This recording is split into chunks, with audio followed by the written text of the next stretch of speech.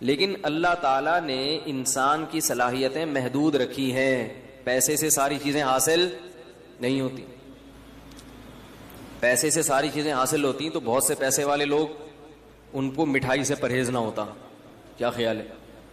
بہت سے پیسے والے لوگ گوشت سے ان کو پرہیز ہوتا ہے. بہت سے پیسے والے لوگ بہت ساری چیزوں سے محروم ہوتے ہیں, نیند کی گولیاں کھانی پڑتی ہیں ان کو. تو اسی کنفیوژن میں نا کہ صحیح کیا ہے غلط کیا ہے, اللہ نے اس کی ایک مثال دی ہے. فرمایا کہ کظلمات فی بحر اللجی یغشاہ موج من فوقہ موج من فوقہ سحاب. ایسی زبردست مثال ہے نا خاندانی, اس سے بہتر مثال غیر مسلم کی اور کافر کی دل کی حالت کو ڈیفائن کرنے کے لیے ہو ہی نہیں سکتی. خود یہ قرآن کی بہت بڑی بلاغت ہے. یعنی مجھے اور آپ کو اگر کہا جاتا کہ ایک آدمی حیران ہے, سرگردان ہے, اس کے پاس لائف سٹائل ہے ہی نہیں کہ صحیح کیا ہے غلط کیا ہے, وہ روزانہ صبح اٹھ کے سوچتا ہے کہ میں صحیح سمت میں جا رہا ہوں کہ غلط سمت میں جا رہا ہوں, کیا کرنا ہے کیا نہیں کرنا, تو اس کی جو حیرانی ہے, پریشانی ہے, اس کو آپ مثال سے واضح کریں تو ہم کتنی ہی مثالیں لے کر آتے. قرآن نے جو مثال پیش کی ہے اس مثال سے بہتر مثال نہیں ملے گی. قرآن نے کہا کظلمات, کئی اندھیرے ہوں. مثال دی ہے اس کی پریشانی کو, جیسے آپ کسی روڈ پہ چل رہے ہیں, راستے پہ چل رہے ہیں, اب راستہ نظر ہی نہ آئے آپ کو اگر, یا آپ کو یہی نہ پتا ہو کہ میں جس راستے پہ چل رہا ہوں یہ میری منزل تک جا بھی رہا ہے کہ نہیں جا رہا. دیکھو آپ بائی روڈ کوئٹہ جا رہے ہیں, آپ نے گاڑی لے کے نکال لی, لیکن کوئی سائن بورڈ نظر نہیں آ رہا جو بتا رہا ہے کہ یہ کوئٹہ یہاں سے اتنے کلومیٹر ہے. کوئی سائن بورڈ یہ نہیں بتا رہا کہ یہ حیدرآباد جا رہے ہیں. اب آپ چلتے چلے جا رہے ہیں تو ہر لمحہ آپ کی ٹینشن بڑھتی چلی جائے. یار میں دور ہو رہا ہوں یا قریب ہو رہا ہوں, یہ کہیں ایسے ہی تو نہیں قیامت تک چلتا ہی رہوں گا میں. جیسے وہ جنازہ لے کے چلے تھے نا چرسی, نئے نئے لوگ بھی آتے ہیں نا, ایک چرسی کا انتقال ہو گیا, چرسی کی موت ہو گئی, تو باقی چرسیوں نے کہا یار اس کا کیا کریں, پیسے ویسے تو ہوتے نہیں دفنانے کے. انہوں نے کہا فی الحال لے کے چلو, دیکھتے ہیں کیا کرنا ہے. چرسیوں میں بڑا ایکا ہوتا ہے آپس میں. تو انہوں نے اس کو جنازے کو چارپائی اٹھائی اور ایسے ہی لے کے چلتے گئے. جب جنازے کو لوگوں نے دیکھا تو آپ کو پتا ہے ایک ایک کر کے کندھا دینے آتا ہے, تو جو نیا آدمی کندھا دینے آتا گیا, پرانے والے کھسکتے چلے گئے. ٹھیک ہے, اب رش لگ گیا لوگوں کا, جنازہ ہے بھائی, جا رہے ہیں, پتہ ہی نہیں کہاں جانا ہے. شہر ختم ہو گیا. خیال یہ تھا کہ بھائی شہر کے باہر قبرستان ہوگا, اس کے لواحقین کہیں گے اب یہاں کو ٹرن مارو, ادھر کو ٹرن, لیکن چلتے جا رہے. جس نے کٹنا تھا کٹ گئے, جو آخر میں 4 آدمی رہ گئے وہ تو نہیں جنازہ اتار سکتے, وہ جا رہے ہیں. کافی دیر بعد ان کو خیال آیا کہ یار اس کو اتارنا کہاں ہے بھائی, اس کو اتارنا کس کا ہے, یہ کون ہے, کس کا ابا ہے, کس کا بیٹا ہے, کس کا بھائی ہے, کس کا چاچا ہے, کس کا ماموں ہے, پتہ ہی نہیں چل رہا. تو چلتے چلے جا رہے ہیں. تو آپ کو منزل ہی کی خبر نہ ہو کہ جانا کہاں ہے, تو آپ چلتے چلے جائیں گے اور ٹینشن آپ کی بڑھتی چلی جائے گی. جیسے اس جنازے کی چارپائی والوں کی ٹینشن بڑھ رہی تھی کہ یار کدھر ٹکائیں اس کو. تو اللہ نے مثال دی ہے کظلمات فی بحر, فرمایا بہت سارے اندھیرے ہوں اور کوئی شخص سمندر کی تہ میں ہو. فی بحر لجی, سمندر بھی بہت زوردار لہروں والا گہرا سمندر جس کی گہرائی میں بہت زیادہ اندھیرا ہوتا ہے. وقت بھی رات کا ہو. یغشاہ موج من فوقہ موج, موج کے اوپر موج چڑھی ہوئی ہے, ایسی گہرائی والا سمندر. من فوقہ سحاب, اور کالی رات میں بادل بھی ہوں کالے جو ستارے اور چاند کی روشنی سے بھی رکاوٹ بن رہے ہوں. اور اندھیرے کا یہ عالم ہے اذا اخرج یدہ لم یکد یراہا, جب اپنا ہاتھ نکال کے وہ دیکھنا چاہتا ہے تو اس بات کا کوئی امکان ہی نہیں ہے کہ ہاتھ بھی دیکھ سکے, یعنی کہ ہاتھ دیکھ نہیں پا رہا, یہ ممکن ہی نہیں ہے, اس کا بھی تصور نہیں ہے. حضرت حکیم الامہ مولانا اشرف علی تھانوی رحمہ اللہ تعالیٰ کی جو تفسیر ہے نا بیان القرآن, ایسی خاندانی تفسیر میں نے آج تک نہیں دیکھی. اس کی اردو بہت گاڑی ہے, اس لیے عام لوگوں کی سمجھ میں نہیں آتی. تو خاص طور پہ جو اہل علم حضرات ہیں, میں تو چھوٹا منہ بڑی بات ہوگی, لیکن میں ان سے بڑوں ہی کی نسبت سے ایک بات کہتا ہوں کہ اپنے مطالعہ میں بیان القرآن کو لازمی شامل کرو. حقیقی معنوں میں قرآن کی تفسیر ہے, دائیں بائیں نہیں ہوتا, موضوع من گھڑت ضعیف روایتیں نہیں ہوتی, ٹو دا پوائنٹ بات ہوتی ہے, اور قرآن کو حل کیا ہوتا ہے. ایران توران نہیں ہے اس میں. بعض تفسیروں میں ایسا ہوتا ہے کہ اللہ کا کلام کم ہے, آپ کا اپنا پروگرام اس میں زیادہ. پھر ہر شخص نے تفسیر کو بھی اپنے حساب سے ڈھالنے کی کوشش کی ہے. ہر آدمی نا آیتوں سے اپنے مطلب نکال کے اس کو. تو بیان القرآن ایک ایسی تفسیر ہے اردو میں, مگر گاڑی اردو ہے, ٹو دا پوائنٹ بات ہوتی ہے. ایسا خاندانی ترجمہ, ہوائی فائرنگ نہیں ہے اس میں. ترجمہ کیسا خاندانی کہ اگر انہوں نے کہیں ہی کا لفظ بڑھایا ہے تو حاشیہ چڑھایا کہ میں نے اس ترجمے میں ہی کیوں بڑھایا ہے, یہ کس قاعدے سے, عربی کے کس قاعدے سے استدلال کیا ہے. بھی کا لفظ بڑھایا ہے تو حاشیے میں عربی میں لکھا ہے کہ یہ بھی میں نے کیوں بڑھایا ہے, اس میں بھی کا لفظ کیوں بڑھایا. ایک ایک لفظ میں کہیں عظیم کا لفظ بڑھا دیا, کہیں تنوین سے کیا, یعنی اتنی عربی گرامر کی باریکیاں ہیں کہ وہ علماء ہی سمجھ سکتے ہیں کہ یہ کیسی تفسیر. عوام کو کی پلے پڑنے والی نہیں ہے, یہ بھی پہلے بتا دوں. اردو بہت گاڑی ہے اس کی. تو بیان القرآن میں یہ لکھا ہے, اس میں بلاغت کے نکات بھی ہوتے ہیں. انہوں نے لکھا ہے کہ ہاتھ کی مثال اللہ نے کیوں دی ہے. اذا اخرج یدہ, اللہ نے کہا کہ اتنا اندھیرا ہے کہ ہاتھ نکال کے دیکھنا چاہے تو وہ بھی نظر نہیں آتا. فرمایا اس لیے کہ ہاتھ کو اپنے حساب سے قریب اور دور کر سکتے ہیں. بعض لوگوں کی دور کی نظر کمزور ہے, بعض کی قریب کی نظر کمزور ہے. ہاتھ کے علاوہ جو ہے نا, ہاتھ جب آپ ایسے کریں, ایسے کر لو, تھوڑا دور کر لو, یوں آنکھیں پھاڑ کے تھوڑا سا, اور اپنے حساب سے مینج کر سکتے ہو آپ اس کو. اپنا ہاتھ بھی اگر سجائی نہیں دے رہا, کس قدر اندھیرا ہوگا. تو اللہ فرماتے ہیں اس شخص کی مثال ہے کس کی, جس کے پاس ہدایت کی روشنی نہیں ہے. جیسے یہ حیران سرگردان سفر کرے گا, اب اس کو کیا پتا کہ اگلا قدم میں نے کہاں رکھنا ہے, اگلے قدم میں کھائی ہے یا پھول بچھے ہوئے ہیں یا قالین بچھے ہوئے ہیں. ساری زندگی اسی قسم پرسی میں گزارے گا جو شخص. اس کی دل کی حالت کیا ہوگی, دماغ کی حالت کیا ہوگی, کیسی پریشانی ہوگی. یہ دنیا کا عذاب ہے ان لوگوں کے لیے جو شریعت کو فالو نہیں کرتے. ہر شخص کو خوش کرنے کی کوشش میں لگے ہوئے ہیں. داڑھی کیوں نہیں رکھی جاتی, لوگ کیا کہیں گے. تو کیا بغیر داڑھی والوں سے لوگ خوش ہیں بھائی. میں اچھا نہیں لگوں گا, ملا سے لگوں گا, لوگ کیا کہیں گے. تو بھائی لوگوں کا تو میں تو اب تو مجھے تو یوٹیوب پہ جب سے آیا ہوں نا, کوئی صفائی پہ بیان کرو, اس بیان پہ پھر کمنٹس آتے ہیں. ابھی میں نے الہدیٰ انٹرنیشنل پر بیان کیا, میں نے یہ نہیں کہا کہ معاذ اللہ وہ فرحت ہاشمی صاحبہ معاذ اللہ کوئی غلط خاتون ہے یا وہ غلط کام کر رہی ہیں, یعنی جو درس قرآن کے حوالے سے, یا ان کے درس اچھے نہیں ہیں, کچھ بھی نہیں. میں نے کہا ایک اختلافی مسئلہ بیان کیا کہ بھائی ان کے اس مسئلے سے ہمیں کیا ہے اختلاف, تو وہ بھی تو بیان کرتی ہیں نا. بھائی جمہور امت کے خلاف انہوں نے ایک مسئلہ بیان کیا, اس پہ تو کوئی نیگیٹو کمنٹ نہیں کرے گا. ہم نے بتایا کہ بھائی وہی مسئلہ درست ہے جو جمہور امت کا ہے, اس پہ دلائل دے دیے. کوئی طنز نہیں, کوئی کیچڑ نہیں, کوئی کفر کے فتوے نہیں, کوئی گمراہی کے فتوے نہیں. لیکن آپ دیکھو اس پہ کمنٹس. آج میں دیکھ رہا تھا کسی فیس بک پہ, اب ان لوگ کو تو اپنے بزرگوں کی جو ہے نا وہ غلط باتوں کو سیدھے کرنے سے فرصت ہی نہیں ملتی. بھائی ہم نے بزرگوں کی بات کب کی ہے, اس میں قرآن و سنت کی بات کی ہے. اور اگر بزرگ کی بات کر رہے ہیں تو ہم اپنے نہیں, وہ آپ کے بھی بزرگ ہیں, وہ ساری امت کے بزرگ ہیں. امام شافعی صرف ہمارے تھوڑی ہیں, امام احمد ابن حنبل صرف ہمارے تھوڑی ہیں. کسی نے یہ بھی کمنٹس کیے کہ امام ابو حنیفہ اگر پوری امت میں اکیلے چل رہے ہو تو بھی تو آپ جمہور سے ہٹ کے امام حنیفہ کی بات کو مانتے ہو. پہلی بات یہ کہ امام ابو حنیفہ پر آج کے لوگوں کو قیاس نہیں کیا جا سکتا, وہ مجتہد تھے. دوسری بات یہ کہ امام ابو حنیفہ کے بھی بہت سے اقوال ایسے ہیں جن کو حنفیوں نے ترک کیا ہے, جو پوری امت سے الگ تھے. میں ان کی مثال دوں گا تو بات لمبی ہو جائے گی. تو اس لیے وہی بات ہے کہ ایک بات کرو پھر اس پہ کمنٹ, پھر بات کرو, تو کوئی فائدہ نہیں ہے. حضرت مولانا طارق جمیل صاحب سے ملاقات ہوئی, انہوں نے فرمایا کہ چھوڑ دو پبلک کو اپنے حال پہ, یہ کبھی بھی آپ کو جینے نہیں دیں گے. ان کا کام ہے منفی چیزیں نکال کے بس کچھ نہ کچھ کرتے رہنا. تو یہ کوئی اختلاف کی مسئلہ, اختلاف اور فرقواریت کی بات نہیں ہے کہ ایک عالم اگر اپنی رائے بیان کرے دلائل سے دوسرے کے احترام کے ساتھ, تو اس کا یہ مطلب نہیں ہوتا کہ ہم دوسرے کو غلط سمجھ رہے ہیں, یہ سارے سلسلے غلط ہیں, بس میں ہی جنت میں جاؤں گا باقی سارے کہاں جائیں گے, جہنم میں. ایسا یہ مقصد نہیں ہوتا.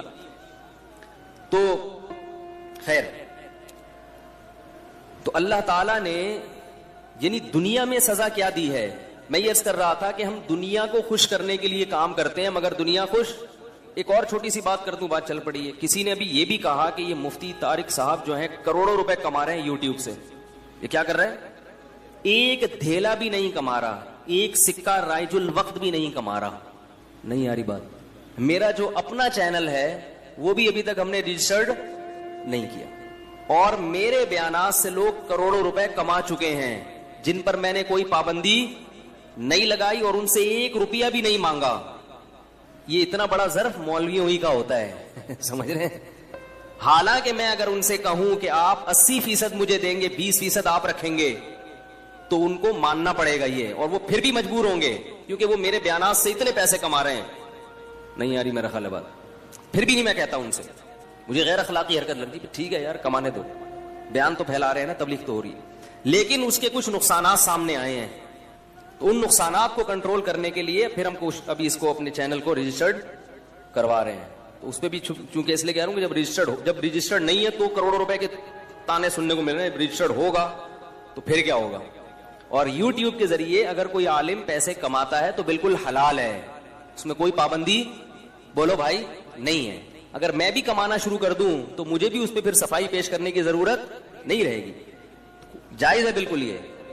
اس لیے کہ یہ لوگوں سے نہیں کمائے جا رہے ہیں, یعنی یہ جو لوگ چینل کے ذریعے پیسے کما رہے ہیں, مختلف چینلز ہیں, تو لوگ مجھے کہتے ہیں یہ تو آپ کے چینل سے پیسے کما رہے ہیں, ان کو روکو. میں نے کہا پیسے کمانے سے کیوں روکوں میں کسی کو بھائی؟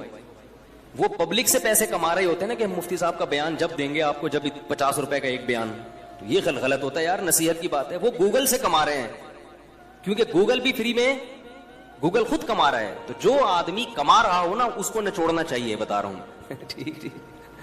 گوگل خود بھی تو یہ کام فری میں نہیں کر رہا, وہ آپ کے جو ویورز بڑھتے ہیں اس کو ایڈورٹائز ملتے ہیں, وہ اس سے کما رہا ہے, تو اس کا فرض بنتا ہے کہ وہ آپ کو بھی دے. تو گوگل سے تو کماؤ بھائی, کیا خیال ہے؟ تو لیکن لوگوں نے الزام ہے کروڑوں روپے کما رہے ہیں, 1 روپیہ بھی نہیں کما رہا. تو لیکن کمانا غلط نہیں ہے, حلال کمائیے, جو چاہے مولانا صاحب کمائیں, چاہے عام آدمی کمائے, کوئی حرج نہیں ہے. اور میں بے وقوف ہوں جو میں نہیں کما رہا, حقیقت بتا رہا ہوں. یہ مجھے یہ نہیں, کوئی فخر سے نہیں کہہ رہا کہ بھائی جب تمہیں گوگل پیسے دے رہا ہے, مفتی طارق مسعود صاحب کو دینے کے لیے تیار ہے, تو مفتی صاحب کیوں نہیں لے رہے؟ ٹھیک ہے, اچھا ہے اگر لے لیں, اپنے بچوں کو اور اچھا کھلا دیں تو کیا ہے. لیکن بات یہ کہ ہمارے پاس ٹائم ہی نہیں ہے, فرصت ہی نہیں ہے ان چیزوں کے سوچنے کی کہ بھائی یہ تو اب اتنی جو ہمارا شیڈول ہے وہ لائف کا اتنا ٹف ہے کہ یہ بھی نہیں پتا چلتا کہ ہمارے فائدے کی کیا کیا, دنیاوی فائدے کی کیا کیا چیزیں ہیں جن سے ہم فائدہ. میرے کچھ چھوٹے موٹے بزنس بھی ہیں, ان بزنس کا جو میں نے بیڑا غرق کیا ہوا ہے نا, مجھے کبھی کبھار میں اپنے آپ کو بولتا ہوں تم مجھے تو تنہائی میں ملو, دھمکی دے. میں بزنس نہیں بتاؤں گا کیونکہ میں یہاں اپنے کاروبار کی پبلسٹی کے لیے نہیں بیٹھا ہوا, لیکن ایسا بیڑا غرق کیا ہوا ہے اس بزنس کا میں نے, کسٹمروں کی ایسی کی تیسی کی ہوئی ہے کہ وہ کہتے ہیں یار یا تو مفتی صاحب یہ کاروبار چھوڑ دو ورنہ ہمیں ذلیل نہ کیا کرو. سمجھ رہے ہیں نا, جو بندوں کے میں نے ذمہ لگایا ہوا وہ بس چھوڑیں, وہ بات سے بات نکل جائے گی. اس لیے کہ ہمارے پاس فرصت, ہمارے حضرت نے نصیحت کی تھی کہ دین کے کام میں جت جانا, اللہ تعالیٰ رزق کی ضرورتیں خود بخود پوری کریں گے. کوئی ایسا کمائی کا ذریعہ ہو نا جس سے آپ کے دینی ایکٹیویٹیز میں کوئی فرق نہ پڑے, وہ تو ٹھیک ہے. کہیں بھی مجھے ٹائم دینا پڑتا ہے نا کسی کاروبار کے لیے, بزنس کے لیے, ٹائم کے علاوہ میرے پاس سب کچھ ہے, ٹائم نہیں دوں گا میں. ٹائم میں اپنے کاموں میں خرچ کروں گا, جو اللہ ٹوٹا پھوٹا ہم سے دین کا کام لے رہا ہے اس میں خرچ کریں گے, کیونکہ وہ اگر ہم اس میں لگ گئے نا تو پھر تو ہمیں ضرورت کیا تھی بھائی مولوی بننے کی.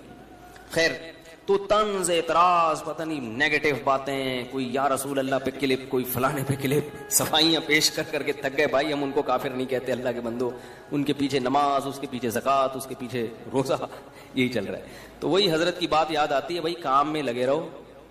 اچھا یہ بھی ہے کہ وہ ابھی میں گیا تو فیصل آباد میں بڑی اسٹائلش ویڈیوز آئی ہیں میری, مفتی صاحب کی یہ اسٹائل ہاتھ کا یہ جا رہا ہے, وہ نا تقریر کرنا, پھر یہ اسٹائل, میں خود دیکھ کے حیران ہو گیا. میں نے کہا کوئی فلم ہے یا مفتی صاحب کا بیان. اس پہ بھی بعض لوگوں نے, بعض کو واقعی بدگمانی بھی ہوتی ہے کہ یار یہ کیا فلمی ہیرو کی طرح انہوں نے شروع کر دیا ہے, کے لیے بناتے ہیں, سمجھ رہے ہیں.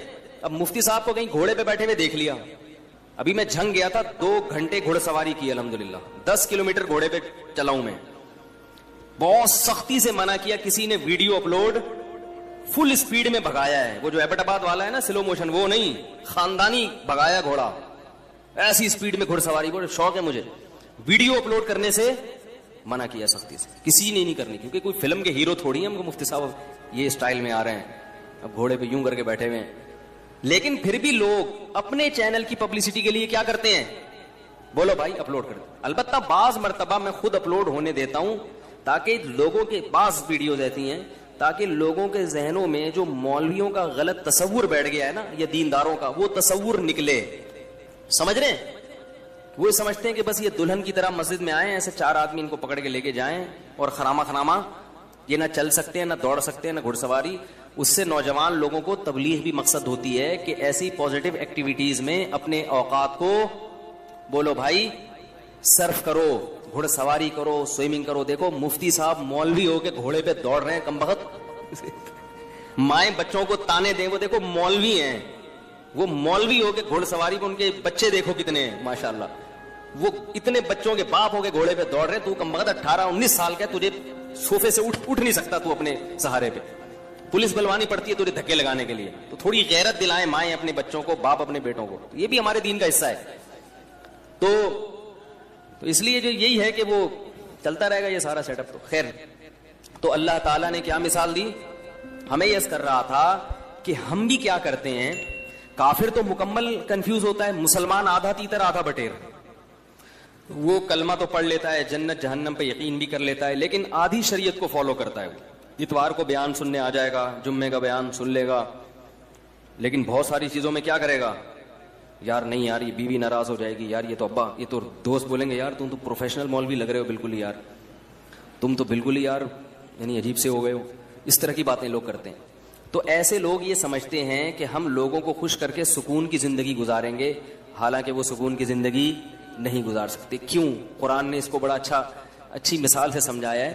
فرمایا ضرب اللہ مثلا رجلا فیہ شرکاء متشاکسون ومثلا ورجلا سلما لرجل.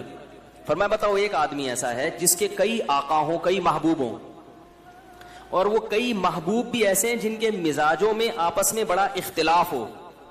کئی محبوب ایسے ہیں جن کے مزاجوں میں آپس میں, مثال دیتا ہوں, کسی کی 4 بیویاں اور چاروں اپوزٹ دماغ کی ہیں, تو وہ ڈپریشن کا مریض بنے گا کہ نہیں بنے گا؟ چاروں کو خوش رکھنا اس کے لیے ممکن ہو گئی. چاروں کا مزاج بالکل الگ, چاروں پھڈے باز. وہ کہتی ہے میری دعوت قبول کرو, میرے ہاں ناشتہ کرو, کہہ رہی ناشتہ آپ نے میرے ہاں ہی کرنا ہے. تیسری کہہ رہی ناشتہ تو آپ کا باپ بھی میرے ہاں کرے گا. چوتھی کہہ رہی ہے ناشتہ روزانہ کس کے گھر ہوگا, میرے. ایک کے ابا ایس ایچ او ہیں, ایک کے ڈی ایس پی, ایک کے آرمی میں کرنل ہیں, اور ایک کے ابا علاقے کے ناظم ہیں بھائی, اور ہول سیل کے حساب سے سالے بھی ہیں. اب چاروں کا مطالبہ کیا ہے, ناشتہ کس کے یہاں ہوگا؟ آپ کہو گے بھائی ناشتہ تمہارے ہاں, لنچ تمہارے ہاں, ڈنر تمہارے ہاں. کوشش کرو گے نا؟ نہیں. متشاکسون, جھگڑالو, نہ ضدی. بول دیا ناشتہ آپ نے کہاں کرنا ہے, ادھر کرنا ہے. بڑھے گا کہ نہیں بڑھے گا؟ یہ ٹینشن سے بولے گا 4 پراٹھے تھوڑی کھا سکتا ہوں میں, چلو ادھر بھی ناشتہ کر لیا, ادھر بھی کر لیا, ادھر بھی. پھر لنچ میں یہی پھڈے بازی. تو چاروں کو خوش رکھ سکتا ہے؟ بولو بھائی نہیں رکھ سکتا. ایک کہہ رہی مجھے اپنے ساتھ سفر پہ لے کے جاؤ, دوسری کہہ رہی اس دفعہ سفر پہ میں نے جانا ہے, تیسری کہہ رہی اس دفعہ تو ان دونوں نہیں جانا, میں نہیں جانا ہے. وہ قرآن اندازی کرے گا نہیں, قرے کو ہم نہیں مانتے, چلو بیگم تمہیں اس دفعہ تمہیں لے جاتا ہوں, اگلے چکر میں تمہیں نہیں, اسی دفعہ میں نے بھی. متشاکسون کا مفہوم سمجھا رہا ہوں آپ. پھڈے باز, ہر ایک کی خواہش ہے کہ ابھی میری جو چاہت ہے اس کو پورا کرو. بھائی آپ پورے ہو جاؤ گے اس میں, نہیں ہو سکتا. 4 دوست ہیں, کوئی بھی 4 محبوب ہیں, یا 3 ہیں, یا 2 ہیں, یا کئی سارے ہیں. اللہ فرماتے ہیں یہ شخص کبھی بھی سکون کی زندگی, بولو بھائی. آپ کہیں گے پھر میں 4 کی ترغیب کیوں دیتا ہوں جب سکون اللہ خود کہہ رہے ہیں. بھائی وہ اس لیے کہ ایسا ہوتا نہیں ہے کہ چاروں, ایک کا ناشتہ کر لو, ایک کے لنچ کر لو, ایک کے ڈنر کر لو, اگلے دن پھر ناشتہ یہاں کر لو. تو باریاں شریعت نے اسی پھڈے سے بچنے کے لیے, پھر بھی نہیں ہے تو پھر جاؤ ڈاکٹر کو دکھاؤ. ایسا بھی ہوتا ہے بعض دفعہ. ہم کب کہتے ہیں کہ لڈو کھانے کی نیت سے کرو, ہم تو کہتے ہیں بھائی جہاد ہے, پٹو گے ٹھیک ہے, یہ تو ہم پہلے کہتے ہیں. ثواب ملے گا مگر پٹنے کا الگ ملے گا اور شادی کا الگ سے ملے گا. تو ضرورت ہے معاشرے کی. تو اللہ تعالیٰ فرماتے ہیں کہ ایک آدمی ہے ایسے ہیں جس کے محبوب ہیں, جس کے کئی خدا ہیں. ایک خدا کو خوش کرتے ہو, دوسرا خدا ناراض ہو جاتا ہے. دوسرا وہ ہے سلام الرجل, جس کا صرف ایک آقا ہے, اس کو پتا ہے صرف میں نے اس کو خوش کرنا ہے, اس کی چاہتوں کو پورا کرنا ہے. فرمایا بتاؤ هل یستویان مثلا, کیا سکون اور اطمینان میں دونوں برابر ہو سکتے ہیں؟ آج مسئلہ یہ ہے کہ ہم نے ایک اللہ کو محبوب حقیقی بنایا ہی نہیں ہے. جمعے کی نماز پڑھ لیتے ہیں اللہ کو خوش کرنے کے لیے, ایک آدھ روزہ بھی رکھ لیتے ہیں اللہ کو خوش کرنے کے لیے, عید پہ نہا بھی لیتے ہیں اللہ کو خوش کرنے کے لیے, لیکن بہت سارے کام ہیں جن سے اللہ ناراض ہو رہا ہے, مگر بیوی بچے خوش ہو رہے ہیں, وہ بھی چلے گا ساتھ میں, جہیز بھی لے رہے ہیں, نفس خوش ہو رہا ہے اس سے, سود بھی کھا رہے ہیں, بینک کی جاب بھی کر رہے ہیں. رمضان میں جس دن دیکھا کہ یار ذرا آج بڑا مشکل لگے گا, آفس میں دل نہیں لگے گا اگر میں نے کچھ کھایا پیا نہیں, تو روزہ گول. ایک صاحب کا میرے پاس فون آیا کہ حضرت میں وہ 11 بجے آفس آیا ہوں, میں نے سوچا تھا اگر گرمی سخت ہوئی تو چھوڑ دوں گا, گرمی کم ہوئی تو رکھ لوں گا, تو 11 بجے میں نیت کر سکتا ہوں, آج موسم اچھا ہے. میں نے کہا یار تم عجیب آدمی ہو, رکھنا ہے بھائی, یہ تو رکھنا ہی رکھنا ہے. تو کبھی کسی کو معبود کبھی کسی کو معبود, تو اس سے لوگ کیا ہوتا, اور یہ سب کیا ہیں, ایک دوسرے کے مخالف بھی ہیں. ساری مخلوق کو, سارے انسانوں کو آپ کبھی بھی خوش, سارے رشتہ داروں کو خوش نہیں کر سکتے. اماں کو خوش کرو تو بیوی ناراض, بیوی کو خوش کرو تو اماں ناراض, بہنوں کو خوش کرو تو بیگم ناراض. عجیب سا حساب چل رہا ہے, تو کہیں بھی نہیں ہو سکتا. اس لیے ایک قانون بنا دو بھائی, ہمارا رب کون ہے, اللہ ہے, سب سے پہلے وہ ہے, باقی سب اس کے بعد. ناراض ہوتے ہو تو ہوتے رہو, تم نے بھی مر کے مٹی ہو جانا ہے, ہم نے بھی مر کے مٹی. عزت کرو گے تو اچھی بات ہے, نہیں کرتے تم نے بھی مٹی. جنہوں نے عزت کی ہے فرعون کی ہے بھائی, وہ فرعون بھی گیا اور وہ عزت کرنے والے بھی گئے. فرعون غرق نہ بھی ہوتا تو بھی اب تک تو ویسے ہی مر چکا ہوتا. تو وہ رنگ رلیوں پہ زمانے کی نہ جانا اے دل, یہ خزاں ہے جو انداز بہار آئی ہے. جتنی مردی عزت ہو شہرت ہو, مٹی میں دفن کرنے کے بعد نا 2-4 دن کے بعد کوئی بھی یاد نہیں کرتا. ایسی دنیا کی حقیقت ہے. شہرت سے تو کبھی بھی متاثر نہیں ہونا چاہیے, اپنی بھی یا کسی اور کی بھی. بڑے بڑی لوگ آئے ہیں دنیا میں, بڑی بڑی شہرتیں حاصل ہوئی ہیں, غائب مرے تو 2-4 دن لوگ روئے ہائے ہوئے کیا ختم کہانی. تو اس لیے سب سے زیادہ مزے کی زندگی میں وہ ہے جس نے ایک اللہ کو اپنا رب بنا لی. وہ کہہ دے کر لو, کوئی روک نہیں سکتا اس کام سے. وہ کہے نہیں کرو, کوئی کروا کے نہیں, کسی میں دم ہے تو کروا کے دکھائے. میں جب وزیر آباد گیا, پرانی بات ہے, یہ واقعات سنانے کا مقصد کوئی اپنی قصے کہانیاں نہیں, جو بات قرآن کی بتانا چاہ رہا ہوں وہ دل میں بیٹھ جائے. میں جب وزیر آباد گیا نا تو وہاں وہ لوگ بھی سنتے میرا بیان, تو وہ یہ پرانی بات ہے, تقریباً 13-14 سال پرانی. تو انہوں نے 1 مہینہ رمضان کا میں نے وہاں گزارا. وہ میرے درس ہوئے, انہوں نے بڑا میرے درس کو پسند کیا. تو انہوں نے مجھے کہا کہ آپ یہیں ٹھہریں, اب آپ یہاں امامت بھی کریں اور یہاں خطابت بھی, ہم آپ کو اتنی تنخواہ دیں گے, حج کرائیں گے, یہ کریں گے. بڑا بھاری بھرکم لالچ. میں نے کہا نہیں, میں تو کراچی واپس جاؤں گا. میں نے کہا نہیں, میں تو, بچے بھی تھے میرے ساتھ, بہت اکرام کیا انہوں نے, واقعی بڑا اکرام کیا. وزیر آباد میں ایک مسجد ہے دارا کبوترا کے نام سے, وہ لوگ سنتے ہیں کبھی کبھار بیان تو سن رہے ہوں گے. یعنی 1 مہینہ میں نے اپنے گھر سے کھانا, کہتے ہیں 1 مہینہ نہیں کھایا, کوشش کے باوجود کہ بھئی آج ہم زبردستی مقابلے بازی. صبح سحری میں کھڑے ہوتے تھے, یہ دودھ لے کے دہی لے کے, بھائی خود بنانے دو یار گھر میں, عادت خراب ہو جائے گی. نہیں, پھر وہ افطاری میں پھر کھانا, وہ بھائی مزہ ہی موجہ ہی موجہ. پنجاب والے ماشاءاللہ کھلانے پلانے میں, کراچی والے بھی کھلاتے ہیں, کہ پنجاب والے کھاتے بھی ہیں نا, تو اب وہ اپنے حساب سے بھی کھلاتے ہیں. کراچی والا دھونے والے وہ خود بھی پیٹ بھر جائے گا اس کا, آپ کو بھی وہ سمجھے گا پیٹ بھر گیا, سامنے والے صحتیں نہیں ہیں یہاں پہ. تو اب کیا ہوا ہے کہ وہ روزانہ صبح مجلس ہوتی, میرا درس کے بعد وہ بیٹھتے, بھائی آپ یہاں ٹھہرے. میں کہتا نہیں مجھے جانا ہے وغیرہ وغیرہ. 15 دن انہوں نے زور لگایا, انہوں نے دیکھا ٹکنے کا نام ہی نہیں دے رہا. انہوں نے کہا آپ کو پرابلم کیا ہے؟ میں نے کہا بھائی میں, جو میرے استاذ ہیں, جو میرے شیخ و مرشد ہیں, میں ان کا آدمی ہوں. میں کیا ہوں؟ میں ان کا آدمی ہوں. جب میں مدرسے میں آیا تھا تو میں نے اپنے آپ کو ان کے حوالے کر دیا تھا, کہ اب اپنی لگام ہم نے ان کے ہاتھ میں پکڑا دی, کیونکہ ان پر اعتماد تھا. ایسے ہی کسی کے ہاتھ میں نہیں لگام پکڑائی جاتی, پہلے ان کو پرکھا اچھی طرح, بھائی ان میں دنیا کی محبت نہیں ہے اور علم بھی ان کا کامل ہے.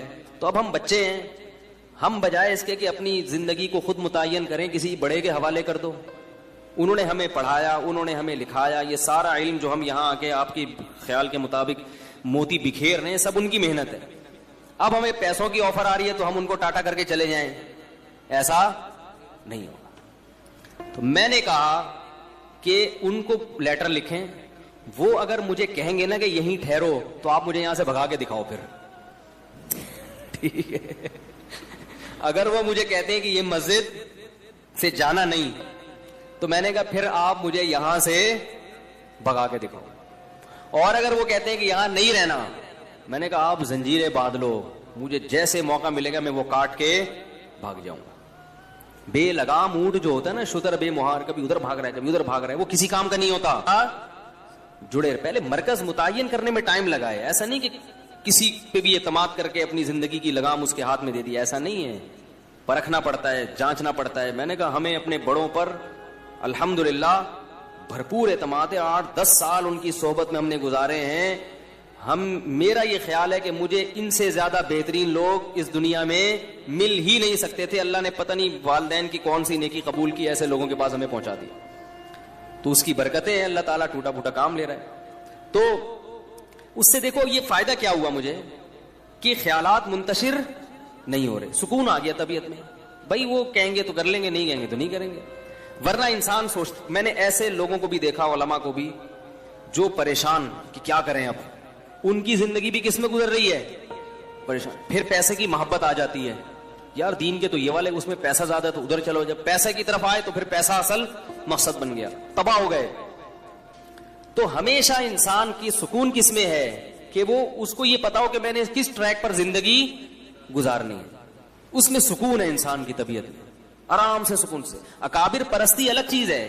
اکابر پرستی کا مطلب یہ کہ آپ کے بزرگ کچھ بھی الٹا سیدھا کریں, آپ نے ان کو صحیح کرنا ہے. ایسا نہیں ہے, الحمدللہ یہ نہیں ہے. ہمارے بڑوں سے بھی بعض, ہماری کوئی حیثیت نہیں ہے, لیکن بعض چیزوں میں ہم بول دیتے ہیں کہ بھئی یہ والی رائے ہماری نظر میں, میرے شیخ تو 4 شادیوں کے قائل نہیں ہے, میں نے اس میں اپنے شیخ کی مخالفت کی ہے. ٹھیک ہے, وہ نہیں قائل ہے اس کے. وہ کہتے ہیں زمانے میں, میں نے کہا نہیں ہونی چاہیے, میری دلائل ہے, اس پہ کتاب ہے. میں کہتا ہوں بھائی مجھے ان دلائل کا کوئی جواب دیں. شیخ کے بارے میں یہ تصور کہ بھائی وہ دوسرے کاموں میں مشغول ہیں, دین کے کاموں میں, ان کو اس ٹاپک پر سوچنے کا موقع اگر وہ سوچتے تو وہ بھی یہی کہتے ہیں جو میں کہہ رہا ہوں. نہیں موقع ملا تو چھوڑو ان کو اپنے حال پہ, آپ اپنا. لیکن ان کا بھی ظرف اتنا بڑا ہے کہ ان کو بھی پتا ہے کہ اس کی ایک اس بارے میں رائے ہے, اور جو چیز حلال ہے اس میں وہ پابندی. تو یہ بھی تو سلیکشن ہے نا ہماری, کہ ایسے لوگوں کو ہم نے سلیکٹ کیا ہے. ان کو بھی پتا ہے کہ حدود سے, مرید کو اپنے حدود اللہ سے باہر.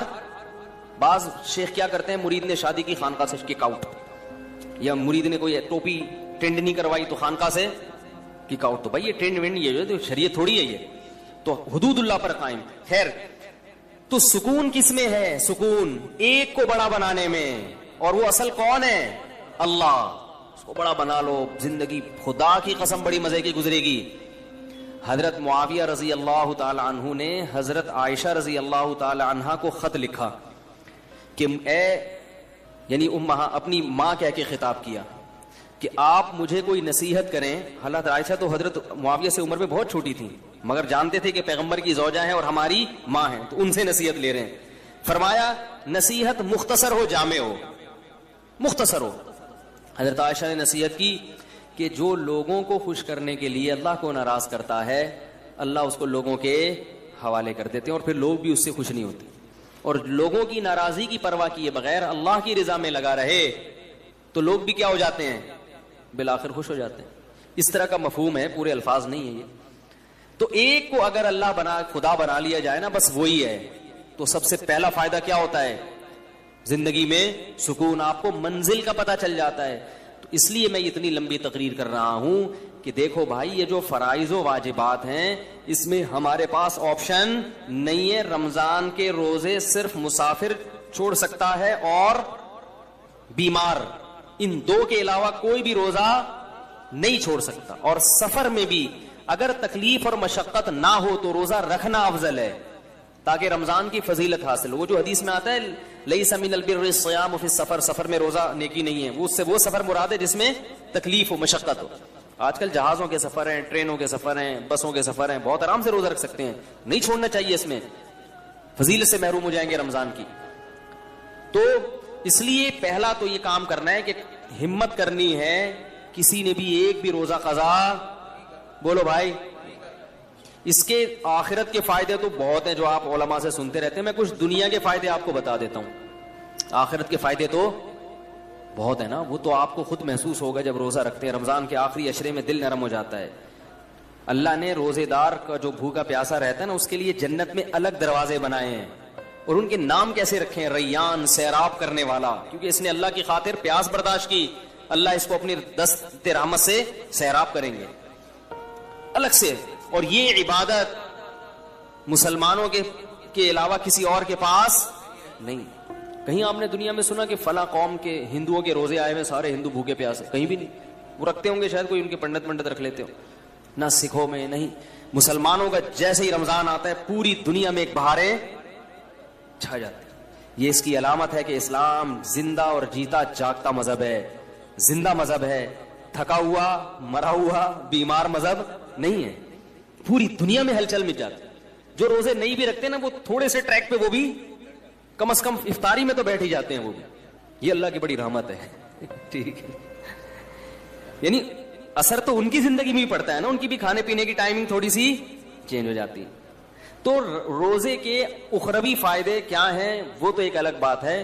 روزے کے صحت کو کیا فائدے ہوتے ہیں اگر وہی آپ لوگ کو پتہ چل جائیں تو میں کہتا ہوں وہی چیز ایسی ہے جو انسان سے روزے رکھوا دے. بھوکا رہنا صحت کے لیے انتہائی مفید ہے. پہلی بات یاد رکھو، بھوکا رہنے سے صحت کو کوئی نقصان نہیں ہوتا، کوئی نقصان نہیں. وقتی نقصان کو نقصان نہیں کہتے ہیں. دیکھو جب آپ ایکسرسائز کرتے ہو، صبح صبح اٹھ کے جاگنگ کرتے ہو، وقتی نقصان تو اس میں بھی آپ کی انرجی یوٹیلائز ہو گئی، آپ تھک گئے، پسینہ نکلا، تھکاوٹ، سانس پھول گیا، تھوڑی دیر تک آپ سے ہلا بھی نہیں جائے گا. یہ نقصان نہیں ہے. کیوں؟ یہ وقتی نقصان ہے جو آپ کو آگے بڑے بڑے نقصانات سے بچا رہا ہے. ہوتا ہے کہ نہیں ہوتا؟ تبھی ڈاکٹر کہتے ہیں ایکسرسائز کرو، یہ کرو، وہ کرو، ہلو جلو. آپ کو یار میں نیچے پڑا ہوا ہوں تو میری انرجی کیا ہو رہی ہے؟ اسٹور ہو رہی ہے. ٹھیک ہے، کیا کرنا ہے اسٹور کر کے؟ بھائی انرجی کو یوٹیلائز کرو. تو ہماری انرجی یوٹیلائز ہونے کے بہت سارے طریقے ہیں، انرجی سرو ہونے کے بہت سارے، وہ سارے طریقے صحت کے لیے ضروری ہیں. مثلا انرجی کو سرو کرنے کا دیکھو، اس کی میں مثال دیتا ہوں. دریا میں پرانا پانی نکلتا ہے تو نیا پانی بول لو یار آئے گا نا. اگر دریا میں پانی کھڑا رہے کہ پانی اسٹور ہے، دریا طاقتور ہو، نہیں ہوگا، سڑ جائے گا، کیڑے پڑ جائیں گے. پانی نکلے گا، پرانا پانی کنویں سے پرانا نکلے گا تو نیا پانی آئے گا. کنواں بھرا رہے گا. کنواں خالی جب ہوگا جب پرانا نکل رہا ہے اور نئے پانی کی جگہ نہیں ہے، یہ پیچھے نیا پانی ختم ہو گیا ہے. تو ہماری جو انرجی ہے نا یہ دریا کے پانی کی طرح ہے. یہ سرو ہوتی رہے گی، یوٹیلائز ہوتی رہے گی، اور نئی خوراک جسم میں جاتی رہے گی. تو یہ دریا کی طرح ہمارا بلڈ کیا کرے گا؟ سرکولیٹ کرتا رہے گا اور تازہ ہوتا رہے گا. تو میرا ایک بیان تھا نا کہ جو خواتین نسل روکتی ہیں ان کی صحت خراب ہو جاتی ہے، اس میں بھی میں نے یہ بات سمجھائی ہے کہ نسل جب بڑھتی ہے اور خوراک صحیح ملتی رہے عورت کو تو وہ بلڈ جو ہے نا نیا تازہ بنتا ہے، دوبارہ سے وہ فریش ہو جاتی ہے اور ان کی صحت زیادہ اچھی ہوتی ہے بنسبت ان خواتین کی جو بچوں کی پیدائش کو روک لیتی ہیں. وہ جلدی بوڑھی ہو جاتی ہیں. لیکن یہ ضروری ہے کہ خوراک پراپر ملتی رہے. اس لیے کہ آپ کنویں سے پانی تو کھینچ کے نکال رہے ہیں، نیا پانی زمین میں ہے ہی نہیں، پھر تو وہ ختم ہو جائے گا. ورزش کرنے والا آدمی کھاتا ہے نہیں اور ورزش کرتا رہتا ہے، وہ تو سوکھ کے، یا کسی خاتون کے بچوں کی ولادت تو ہو رہی ہے مگر پراپر خوراک نہیں مل رہی، مل بھی رہی ہے تو غلط ناقص خوراک مل رہی ہے. اس کو کھجور اور دودھ، جو ایک میں اکثر مثال دیتا ہوں، بتاتا رہتا ہوں، بھائی کھجور اور دودھ جو ہے نا یہ اپنی خوراک کا حصہ بنا لیں، بچوں کا بھی، خواتین کا بھی. خاص طور پہ جو خواتین بچوں کو فیڈ کرا رہی ہیں یا جو پریگنینسی ہے جن کو، کھجور اور دودھ اس قسم کی چیزیں کھانی چاہیے.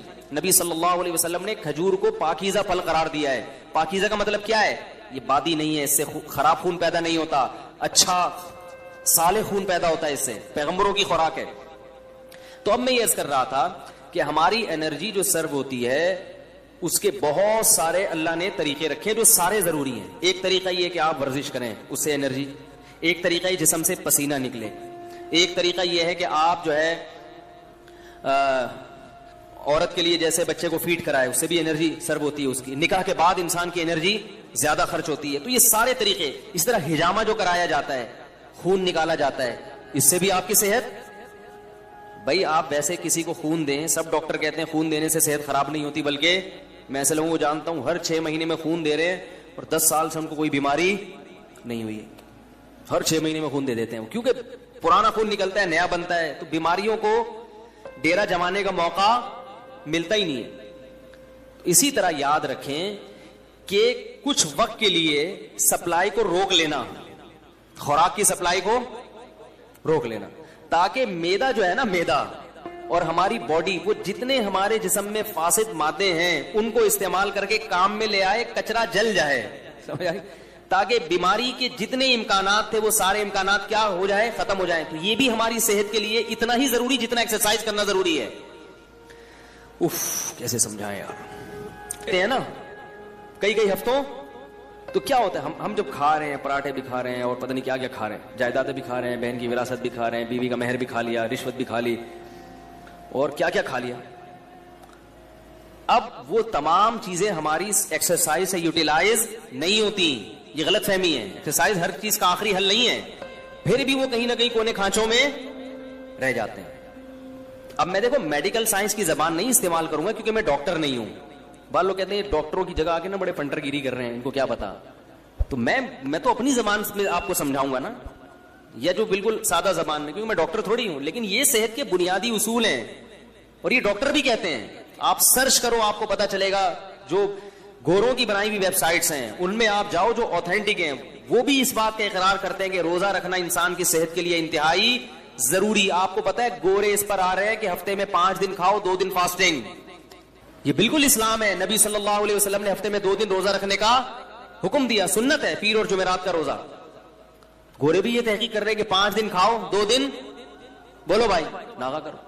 تو ہوتا کیا ہے کہ جب ہم بھوکے رہتے ہیں, وقتی طور پہ کمزوری ہوتی ہے, روزے میں ظاہر ہے کمزوری ہوتی ہے, ایسے فریش نہیں ہو. اثر کے بعد تو ایسے مرجے سے میں دیکھتا ہوں اثر کی نماز میں جو وہاں بیٹھا ہوا ہے تو ادھر بیٹھا ہوا ہے, کوئی کسی پہ اعتراض نہیں کر رہا. اور بعض دفعہ اس میں یہ بھی ہوتا ہے کہ چونکہ بھوک پیاس ہوتی ہے, کمزوری, تو کمزوری میں انسان کو غصہ زیادہ آتا ہے. تھوڑا سا چھیڑ دو تو ایسا چھڑے گا پھر وہ کھری سنائے گا. دیکھیں دودھ کی دکانوں پہ, پکوڑوں کی دکانوں پہ افطاری کے وقت میں بڑے پڈے ہو رہے ہوتے ہیں.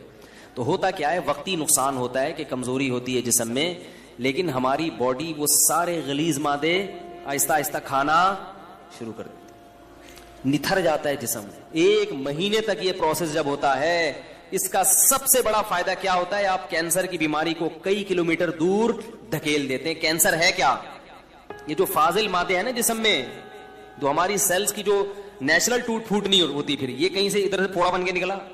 تو اس کو میں دیسی زبان میں کہوں گا, یہ جو پراٹھے ہیں نا جو ضرورت سے زیادہ کھا رہے ہو, یہ پھوڑے بن کے نکلنا شروع ہو جاتے ہیں. وہ جو ہمارے خلیے ہیں, جو سیلز ہیں, ان کی ٹوٹ پھوٹ غلط طرح سے ٹوٹ پھوٹ ہونے لگتی ہے. بچوں میں کینسر کے امکان کم کیوں ہوتا ہے, ان کی گروتھ ہو رہی ہے. وہ جو کھا رہے ہیں, جب آپ کی ایک عمر تک آپ پہنچ گئے, آپ کی گروتھ رک گئی, اب آپ جو اضافی کھاؤ گے وہ بیماری کی شکل میں ظاہر ہوگا. تو روزہ رکھنا یہ کینسر کو بولو بھائی دور کر دیتا. بلکہ بعض حکیموں کی مستند ذرائع سے ہمیں اطلاع ملی ہے کہ انہوں نے کینسر کا جو علاج کرایا ہے وہ مریض کو بھوکا رکھ کے کرایا ہے.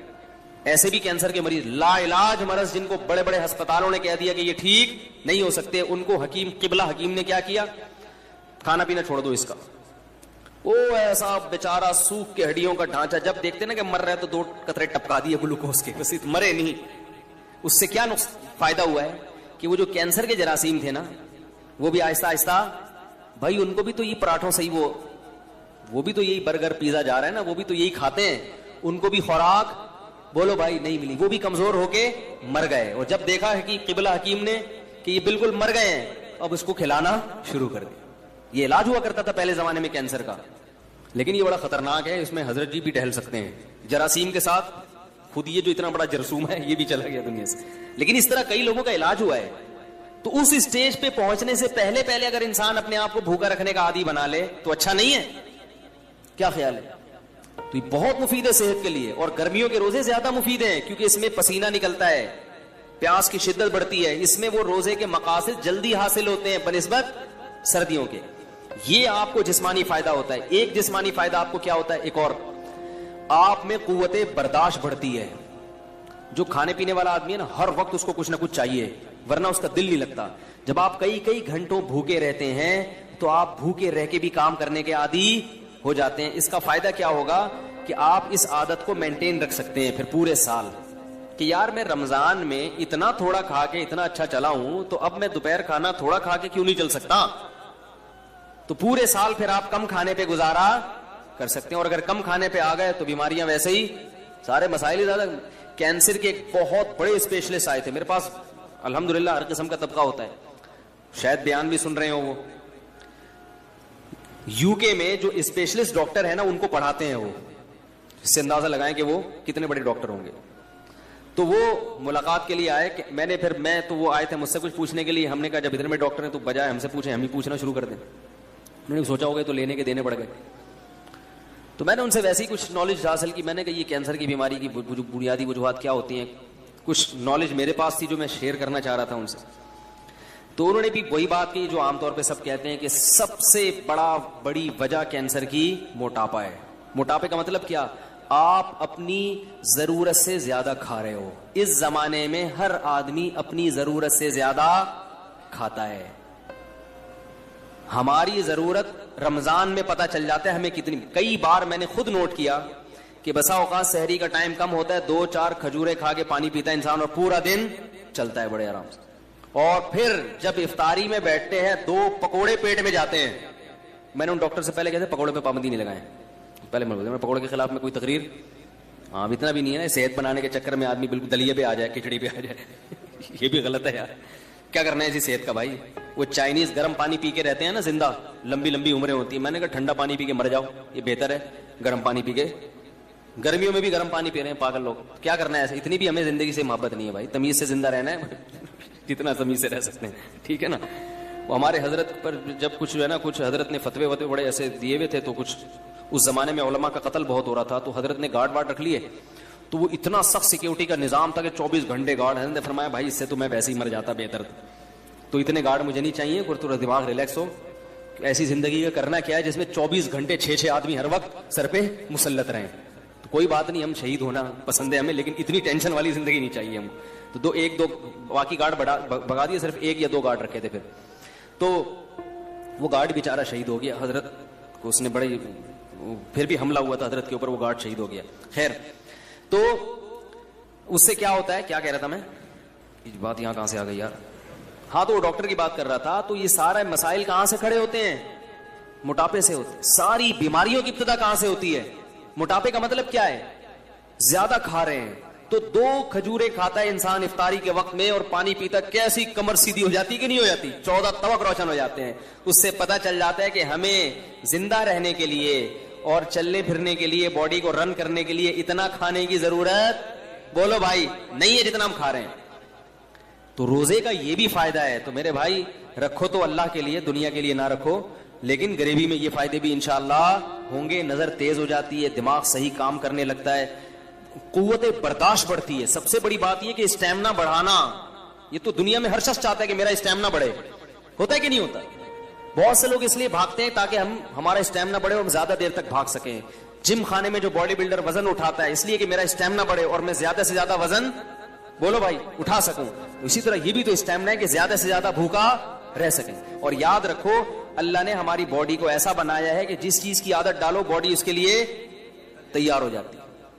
कम खाने की आदत डालोगे ना, बॉडी इसी हिसाब से अपने आप को सेट कर लेगी। ठीक है, अब इसी पे आ गया हूं। जैसे गैस पे गाड़ी ले आओ ना, एक दफा गाड़ी गैस पे सेट हो जाती है, पेट्रोल पे झटके लेती है फिर वो, ठीक है।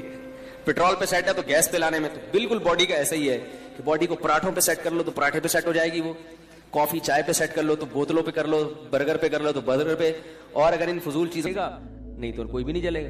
उन्होंने एक और प्यारी मिसाल दी। उन्होंने कहा देखो, मूसा अलैहिस्सलाम दूसरे कंट्री में, आप किसी कंट्री में अजनबी हो, रोजगार नहीं है आपके पास, और आप कहीं रिश्ता लेने के लिए पहुंच जाते हो, कोई देगा आपको, नेशनैलिटी भी नहीं है उस कंट्री की, फिर आप मोस्ट वांटेड भी हो। आप बताओ भाई, यानी लड़का आया आपसे पूछने के लिए आपकी बेटी से रिश्ते का पैगाम लेकर, आपने कहा करते क्या हो, उसने कहा फिलहाल तो कुछ भी नहीं करता, जॉब तलाश कर रहा हूं।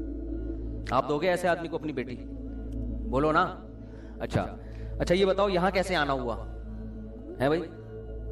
जैसे केपीके में कोई चला गया, केपीके वाला, या कराची में कोई आया केपीके से, आप पूछ रहे हो भाई कराची में कैसे आना हुआ, कह रहे वो केपीके में बंदा मार दिया था मैंने, गलती से मारा है, तो मैं यहां फरार होकर आया हूं। अब आप दोगे भाई, अब आप दोगे। इसमें मुझे एक चुटकुला याद आ रहा है, लेकिन इधर उधर बयान चला जाएगा। अब तो आप बिल्कुल भी नहीं दोगे ना। अब भाई तुम पे तो वैसे ही केस बना हुआ है यार, मैं अपनी बेटी तुम्हारे हवाले कैसे कर दूं, ना इस कंट्री के हो, चलो कराची और केपीके तो एक ही मुल्क है ना, दूसरे मुल्क से आए हो तो और अजीब हो जाएगा।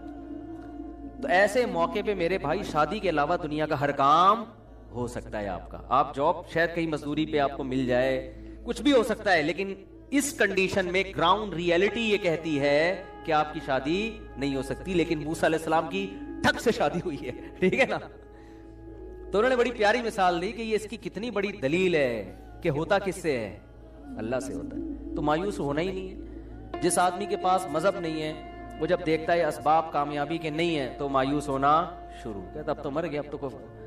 اور جو اللہ پر ایمان رکھتے ہیں, توکل ہے بھائی, اللہ کامیاب کرنے میں اسباب کا محتاج نہیں ہے. قرآن میں بار بار ایک مضمون بہت زیادہ بیان ہوا ہے, وہ یہ کہ لِكَيْ لَا تَأْسَوْا عَلَى مَا فَاتَكُمْ وَلَا تَفْرَحُوا بِمَا آتَاكُمْ. کتنی بیلنس والی زندگی انسان کی گزرتی ہے. اللہ فرماتے ہیں کہ سب کچھ اللہ کے ہاتھ میں ہے. یہ اللہ تمہیں اس لیے بتا رہا ہے تاکہ کوئی چیز تمہیں نہ ملے تو اس پہ افسوس نہ کرو, اور مل جائے تو اترانے کی کوشش نہ کرو. ہو کیا رہا ہے دنیا میں؟ دنیا میں دو ہی قسم کے لوگ آپ کو زیادہ تر ملیں گے. کچھ ایسے ہوں گے جو تکبر سے اکڑے ہوئے ہوں گے نا, یہ میری گاڑی ہے, یہ میرا پرسنالٹی ہے, یہ میرا صحت ہے, اور یہ میرا بزنس ہے, یہ میرا بنگلہ ہے. جو کامیاب سمجھے جاتے ہیں دنیا میں, وہ ہر وقت کس میں لگے رہیں گے؟ شو بازی میں. وہ پیسہ بھی ہے ان کے پاس, عزت بھی ہے, شہرت بھی ہے, اور ڈینگے مارتے رہیں گے سارا دن بیٹھ کے. دوسرے وہ لوگ ہیں جو ہر وقت ناشکری کی بات ہے, پیسے ہی نہیں ہے. وہ واقعہ تھا نا, ہمارے حضرت نے کسی مولوی صاحب سے پوچھا کہ اتنا عرصہ ہو گیا شادی کیوں نہیں کی, کہہ رہے پیسے ہی نہیں ہے. حضرت ان کی نقل اتار کے بتائیے, ایسے غمزدہ ہو کے انہوں نے کہا نا پیسے ہی نہیں. تو وہ ہر بات پہ کیا کہے گا؟ پیسے ہی نہیں ہے, مہنگائی بڑھ رہی ہے, کیا کریں یار. تو وہ روتا. دو ہی طرح کے لوگ ملیں گے. اعتدال والے آپ کو مارکیٹ میں کم ملیں گے, یا تو خوشی میں اترا رہا ہوگا, دوسروں کو نیچا سمجھ رہا ہوگا, یا غم میں ڈپریشن میں جا رہا ہوگا. تو قرآن کیا کہتا ہے کہ سب کچھ کس کے ہاتھ میں ہے؟ اللہ کے ہاتھ. اور اللہ یہ تمہیں اس لیے بتا رہا ہے تاکہ جب خوشی ملے تو اتراؤ نہیں. اللہ 2 منٹ لگائے گا چھیننے میں اگر اللہ چاہے گا. سمجھتے ہیں نا؟ تو زیادہ چوڑے ہو کے روڈ پہ گھومنے کی ضرورت نہیں ہے. یہ میری گاڑی, یہ میرا بنگلہ, اور یہ میرا بزنس, اور 4 شادیاں. ایک مثال دے رہا ہوں, اب یہ بھی تھوڑا سا کلچر آنے لگا ہے معاشرے میں. اور جناب یہ میرا بزنس دیکھو, یہ میری بلڈنگ ہے, اور یہ وغیرہ جو لوگ کر رہے ہوتے ہیں. میری صحت دیکھو, ڈولے دکھا رہے ہوتے ہیں نا ایسے کر کے. ایسا نہ ہو کسی باڈی بلڈر کو ڈولے دکھا رہا ہو اس کو میرا بیان سنا دیں. وہ ویسے بھی دکھا رہا ہوگا کہ مقابلے بھی ہوتے ہیں ان کے. میں شو مارنے کے لیے, دوسرے کو نیچا دکھانے کے لیے جو ڈولے دکھا رہا ہوں نا, وہ غلط ہے. سمجھ رہے ہیں کہ نہیں سمجھ رہے؟ تو اللہ نے بتایا کہ یہ تمام طاقتیں کس کے ہاتھ میں ہیں؟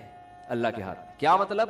جتنی پاور ہے نا اس وقت, جتنے وسائل ہیں, اللہ چاہے گا 2 منٹ میں چھین لے گا. تو جس آدمی کے دماغ میں یہ استحضار ہو کہ میں اسباب سے متاثر نہیں ہوں گا, اللہ مسبب الاسباب ہے, وہ جب چاہتا ہے انسان سے ساری نعمتیں چھین لیتا ہے.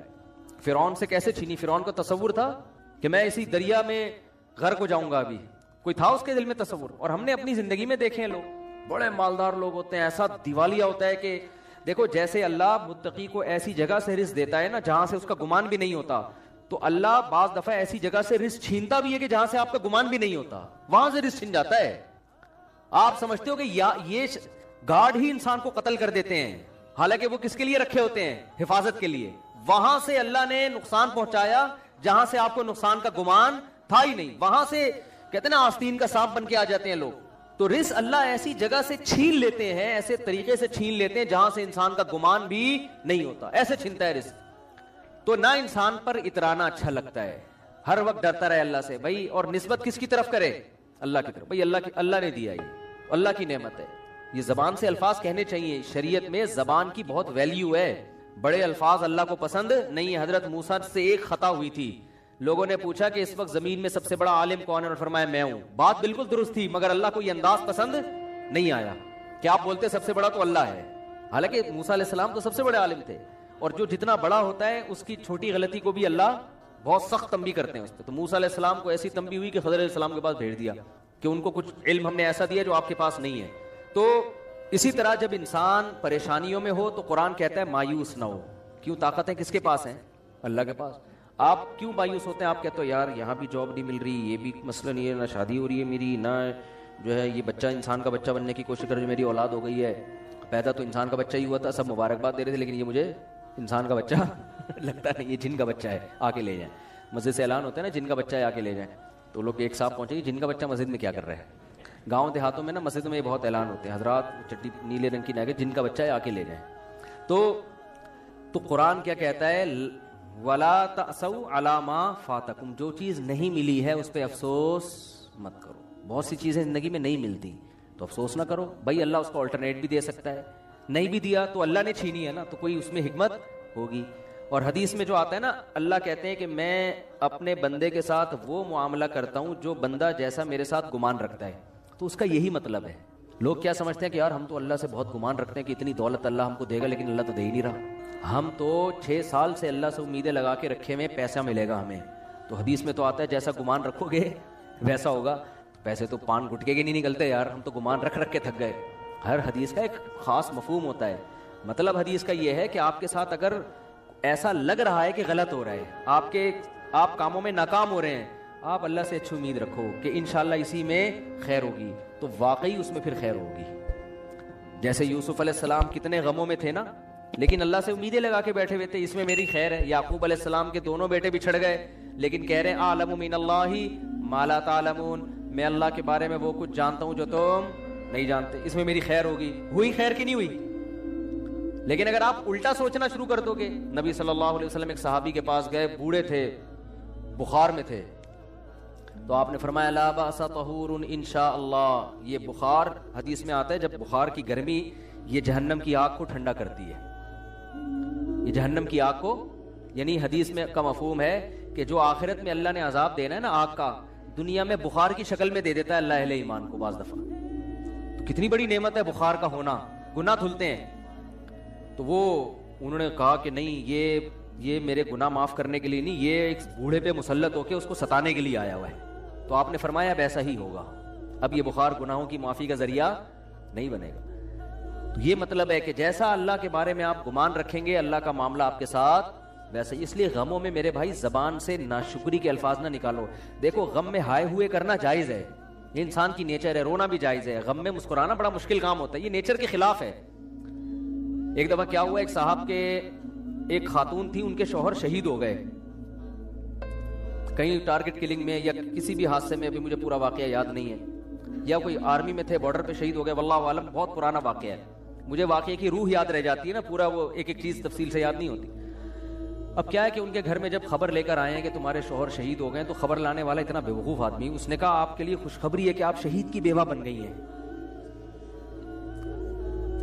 اب اس بیچاری کو مجبور کیا مٹھائی کھاؤ اور مٹھائی کھلاؤ, محلے میں مٹھائیاں بٹوائی جا رہی ہیں.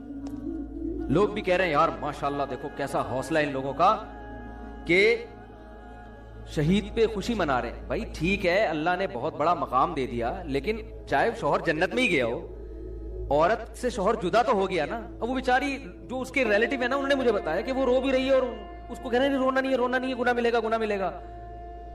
تو یہ کیا ہے, یہ بالکل شریعت کے خلاف تعلیمات ہے. بھائی اس کو رونے تو بیچاری کو غم تو ہوا ہے نا, مٹھائی نہیں بنتی ایسے موقع پہ. شہادت بہت بڑا رتبہ ہے, شہید کے لیے ہے نا, وہ مٹھائی کھلائے, ٹھیک ہے نا. تو اس کو تو کھلا نہیں سکتے, قبر میں جا کے لڈو کھلائیں اس کو, اس کے لیے تو ہے. پیچھے رہ جانے والوں کے لیے تو غم ہے نا کہ آپ کا محبوب آپ سے بچھڑ گیا, بھلے جنت میں ہی گیا ہو, آپ سے تو بچھڑ گیا نا. ارے آپ کا جگری دوست امریکہ جا رہا ہو, خوش ہو, آپ پھر بھی رخصت کرتے ہوئے روتے ہو اس کو کہ بیٹا امریکہ جا رہا ہے. مایوں کی تمنا تھی میرا بچہ امریکہ میں جائے, کماؤ پوت بنے, پیسے کما کے بھیجے, لیکن جس دن جا رہا ہوتا ہے اس دن ماں خوش ہو رہی ہوتی ہے, رو رہی ہوتی ہے کہ بھائی مجھ سے تو بہرحال جدا ہو رہا ہے نا. باپ بھی پریشان ہوتا ہے, ماں بھی پریشان ہوتی ہے. تو یہ ایک بیٹیاں جب گھر سے رخصت ہوتی ہیں, اور آسان مثال, ماؤں نے خود شادی کرائی ہوتی ہے, ماؤں نے خود رشتہ طے کیا ہوتا ہے, وظیفے پڑے ہوتے ہیں, لیکن جس دن بچی رخصت ہوتی ہے ماں رو رہی ہوتی ہے, ہنس رہی ہوتی ہے. بولو نا, اب کوئی اس پہ اعتراض کرے, لو اتنی مشکل سے رشتہ ملا, یہ تو رو رہی ہیں, واپس کرو اس رشتے کو بھائی, لے کر آ بھائی, چل بھائی دفعہ یہاں سے. کیا خیال ہے, 50-50 یاد آتا ہے ایسے موقع پہ نا. کیمرہ لگا ہوا تھا, روتے ہوئے رخصت کیا نا ماں نے بیٹی کو, ڈرامے بھی ہوتے ہیں نا. تو وہ کیمرہ مین نے بتایا کہ کیمرہ آن کرنا بھول گیا تھا. اس نے کہا بہت اتنی مشکل سے کیونکہ یادگار ہوتی ہے نا, ساری زندگی دیکھنا ہے. اگر وہ نہیں روئے گی تو جب شادی کی ویڈیو بعد میں جا کے دیکھیں گے, بولیں گے یار کیسی ماں ہے, روئی نہیں رہی, بچی رخصت ہو رہی ہے گھر سے. تو وہ کیمرہ لگایا ہوا تھا 50-50 میں, روتے ہوئے رخصت کیا جا رہا ہے. تو جیسے ہی وہ اس نے بتایا, وہ سوری آنٹی میں کیمرہ آن کرنا بھول گیا. اس نے کم بخت اتنی مصیبت سے روئی تھی, دوبارہ پورا عمل ریورس ہوا ہے نا, واپس دلہن کو واپس لے کر آؤ, کیمرہ تسلی ہوگی آن ہے, اب رو کے رخصت. تو یہ بھی ہوتا ہے، میتوں میں رو رہے ہوتے ہیں لوگ تکلف میں. خیر، لیکن حقیقت میں بھی ماں باپ اس دن، باپ بھی اکثر روتے ہیں، ماں بھی رو رہی ہوتی ہے، بیٹی گھر سے رخصت ہو رہی ہے. حالانکہ باپ نے بڑی دعائیں مانگی ہوتی ہیں اچھا رشتہ مل جائے، ماں نے بڑی دعائیں مانگی ہوتی ہیں، تلاش کی ہوتے ہیں، لیکن پھر بھی رو رہے ہوتے ہیں. تو ان کے رونے کو دیکھ کے کوئی یہ نہیں کہتا چپ. تو یہ اچھا یاد رکھو، ایسے موقع پہ بارات کا کھانا ماں کے ذمے، باپ کے ذمے ڈالنا یہ بھی نیچر کے خلاف ہے. خوب سمجھ لو، نہیں یہی بات سمجھ لو. یہ جو لڑکی والے کھانا کھلاتے ہیں نا، یہ بھی illogical ہے. وہ قومیں جن پر انگریز نے حکومت نہیں کی ہے، یا ہندوؤں کے ساتھ وہ قومیں نہیں رہی ہیں، ان میں آپ کو بارات کے کھانے کا تصور نہیں ملے گا. یہ بھی illogical ہے. وجہ اس کی ہے، میں تو ان چیزوں پہ شروع سے غور کرتا ہوں کہ مجھے شروع سے سمجھ میں ہی نہیں آیا بارات کا کھانا نا، کہ یار باپ کے گھر سے بیٹی رخصت ہو رہی ہے، وہ کیوں کھلائے بھائی؟ آپ کہہ سکتے ہو خوشی ہو رہی ہے، ٹھیک ہے، خوشی انتہا کے اعتبار سے اس کا فیوچر بن رہا ہے، لیکن وہ دن ماں باپ کے لیے خوشی کا دن نہیں ہوتا، وہ دن ماں باپ کے لیے غم کا دن ہوتا ہے. این اس دن پہ کھانا کھلانا اور کھانا کھلانے کو، یعنی ان کو مکلف بنانا کہ اس دن کو سیلیبریٹ کریں، یہ نیچر کے خلاف ہے. میں نے تو یہ بات شروع سے کر رہا تھا. پھر یہ جو ہمارے وزیرستان کے پٹھان لوگ ہیں، مسعودی قوم اور دوسری قومیں، مسعود قوم ہے نا اور دوسری قومیں، میں نے ان میں جا کے ریسرچ کی. میرے شاگرد بھی ہیں بہت سے وزیرستان کے. میں نے کہا یار تمہارے یہاں بارات کا کھانا، میں نے ان کو اپنا فلسفہ نہیں بتایا کہ میری رائے یہ کہ یار یہ نیچر کے خلاف لگتا ہے مجھے یہ کام. میں نے اپنا نہیں بتایا تاکہ ایسا نہ ہو کہ وہ جو آگے بیان دیں اس میں مجھے خوش کرنے کے لیے کوئی غلط بیانی سے کام لیں. تو میرے شاگرد ہیں وزیرستان کے، انہوں نے بتایا کہ مجھے کہا کہ ہمارے ہاں جب بہن بیٹی رخصت ہوتی ہے تو وہ غم کا دن ہوتا ہے، وہ خوشی کا دن. لڑکا تو کھلاتا ہے کٹے ذبح کر کے، ٹھیک ہے نا، بے شک وہ شادی والے دن ہی کھلائے. تو یہ لڑکا دعوتیں کر رہا ہوتا ہے، لڑکی کا باپ دعوت نہیں کرتا. میں نے کہا دیکھو، کیونکہ انگریزوں نے حکومت نہیں کی نا وزیرستان میں، انگریز آیا تھا طبیعت سے پٹ کے گیا تھا. پتہ ہے آپ کو یہ بات؟ آپ کو پتہ ہی کچھ نہیں یار، دنیا میں ہو کیا رہا ہے. گورے نے جب 100 سال ہندوستان پہ حکومت کی ہے تو یہ وزیرستان کے علاقوں میں وہ حکومت نہیں. میں نے ایک کتاب پڑھی، ایک اس زمانے میں گورے کی آرمی میں ایک لیفٹیننٹ تھا، اس نے اپنی کارگزاری بیان کی ہے کہ بہت پرانی، وہ تو بیچارہ دنیا سے چلا گیا ہوگا. تو اس نے کارگزاری بیان کی کہ ہندوستان سے جب ہم آتے تھے نا ادھر کے پی کے سے ہوتے ہوئے ادھر وزیرستان کی طرف آتے تھے تو کتنے پاپڑ یعنی ہمیں بیلنے پڑتے تھے. اس نے بتایا کہ ایسی قوم تھی کہ انگریز جہازوں کی بمباری کر کے ان کے گھر گرا رہے ہوتے تھے، پھر بھی تسلیم نہیں ہوتی تھی. یہ پہاڑوں پہ عورتیں بچے اپنے گھروں کو تباہ ہوتے ہوئے دیکھتے تھے مگر ہتھیار نہیں ڈالتے تھے. یہ اس کے الفاظ ہیں لیفٹیننٹ کے، جو میں نے خود پڑھے ہیں، کہ اتنے بہادر لوگ تھے کہ جہازوں کی بمباری ہو رہی ہے، برٹش طیارے آ رہے ہیں، گھروں کو تباہ کر رہے، کہہ رہے ہیں اپنے گھر کے تباہ ہونے کا تماشا دیکھتے تھے، پہاڑوں پہ عورتیں اور بچوں کو لے جاتے تھے بمباری سے بچنے کے لیے، لیکن یہ ہتھیار ڈال کے تسلیم نہیں ہوتے تھے. تو کیا مسئلہ ہے کہ یہ قوم برٹش کے اور انگریزوں کے ماتحت نہیں رہی، لہذا ان میں ابھی بھی جو کلچر ہے نا وہ اسلام کے زیادہ قریب ہے. آپ کو یہ جہیز کی لعنتیں، بارات کے کھانے، یہ آپ کو ان لوگوں میں ملیں گے جو ہندوؤں کے ساتھ رہے یا گوروں نے حکومت کر کے کلچر کی ایسی کی تیسی کر دی، ان کی نا کلچر کی واٹ لگا دی. تو آپ کو ان علاقوں میں ابھی بھی نہیں ملے گا. تو وہاں وہ نہیں، نہ جہیز ہے وہاں پہ، اور نہ وہاں آپ کو یہ ملے گا کہ بارات کے کھانے ملیں گے. اگر شادی کے موقع پہ کھانا ہو بھی رہا ہوتا ہے تو وہ لڑکا کر رہا ہوتا ہے. ابھی بھی وہاں لڑکے کا خرچہ نکاح پہ زیادہ ہوتا ہے، لڑکی والوں کا نہیں ہوتا. اور ہمارے یہاں کیا ہوتا ہے، لڑکا صرف 25,000 ٹوٹل، بہت بڑا مہر آج کل جو مارکیٹ میں چل رہا ہے. وہ کیا چل رہا ہے؟